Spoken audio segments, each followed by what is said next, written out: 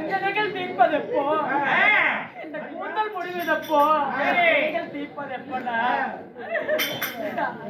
என்ற கூந்தல் விரித்த கூந்தல் நான் எப்படா அள்ளி முடிப்பேன்? பாரா சபதம் இந்த பத்தினி பெண்ணாகப்பட்டவள் வயிற்றிலே சபதம். அது என்னைக்குதான்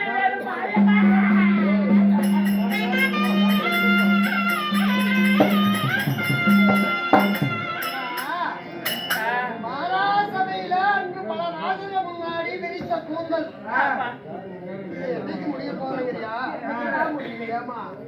நீ கூந்தல விரிச்சது தெரியுமா? நீ சபதம் வச்சதுதான் எனக்கு தெரியுமா? அப்படியே சபதம் வச்சு சபதம் முடியணும்னாலும் பணக்கெல்லாம் 5 பேர் உட்காந்துருக்கலாம்.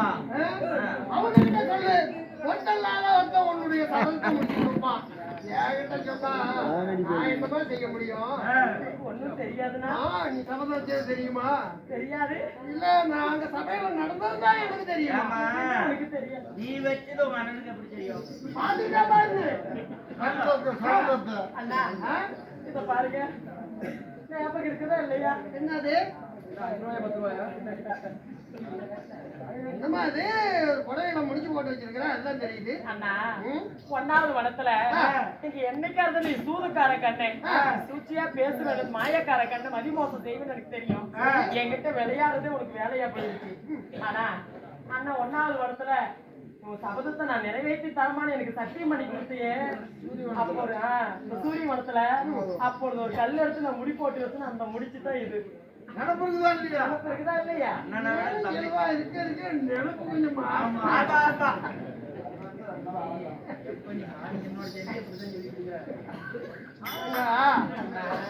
1வது சூரிய வனத்துல இருக்கும் போது பாண்டாரில் 5 பேரும் எங்க நித்திரை ஆயிட்டாங்க. ஆனா திரௌபதிக்கு மட்டுமே தூக்கம் இல்ல. என்ன பாஞ்சாலனுடைய யாகத்துல நாம பிறந்த அருமை என்ன, ஒரே மகளாக வளர்ந்த நேர்த்தி என்ன, பாண்டவர்களை திருமணம் செய்து கொஞ்ச காலம் நாம வாழ்ந்த வாழ்க்கை என்ன, இதையெல்லாம் துறந்து பஞ்சைகளா நாம வனத்துல வந்து இன்னைக்கு தூங்கு காலமாச்சு. இதுக்கெல்லாம் காரணம் யாரு? அந்த துரியோதனை. அதனால அஸ்தாபுரத்தையே இன்று அழிச்சிடணும் அப்படின்னு சொல்லி என் தங்கை திரௌபதி என்ன செஞ்சா, ஒரு ராட்சத கோர ரூபமா பூமிக்காக வைத்துக்கொண்டு நின்னுட்டான். என் தங்கச்சி அப்படி நின்ன போது அந்த ஒளி பலாறு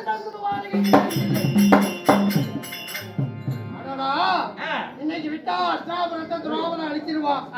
அப்படி திரௌபதி அஸ்தாபுரத்தை அழிச்சிட்டா யாருக்கு அந்த கெட்ட பேரு? பாண்டவர் 5 பேரும் பெரியவங்க சொல்லுக்கு கட்டுப்பட்டு வளத்துல இருக்காங்க.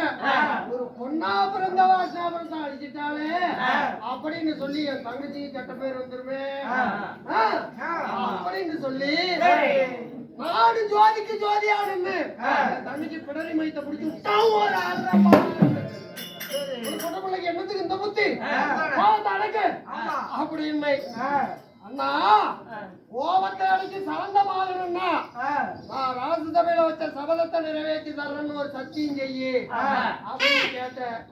நானும் ஒரு உமச்சொல்லுக்கு சரிமா அப்படின்னு சொன்னது உண்டுதான். சத்தியம் பண்ணிவிட்டா? சரி சரி. ஏமா 14 வருஷத்துக்கு முன்ன பண்ணணுமா அது? நீ மறந்துட்டியானா? நான் மறக்கலண்ணா.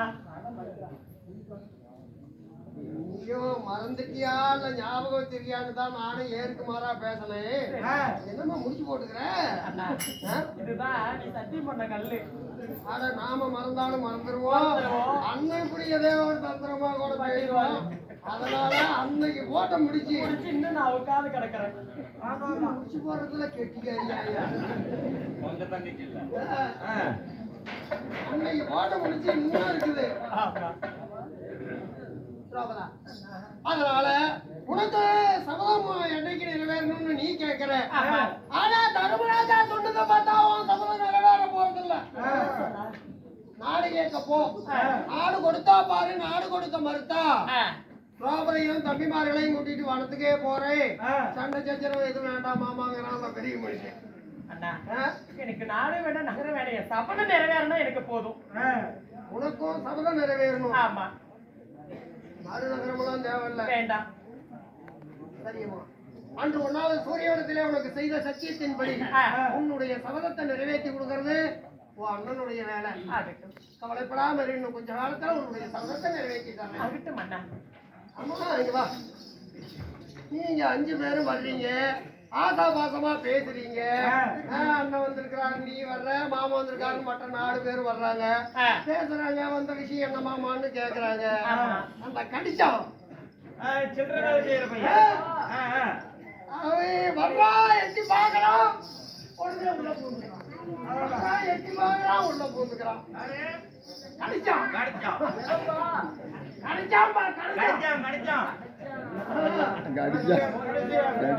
அதனால அந்த பெரிய கொஞ்சம் பெரிய மனுஷன், அவன் கொஞ்சம் சில்லறை வேலைக்காரன். ஆமா ஆமா அவன் கொஞ்சம் சில்லறை வேலைக்காரன். அதனால தான் 11 மணி 12 மணிக்கு வர்றான். அதனால நீ என்ன செய்யற?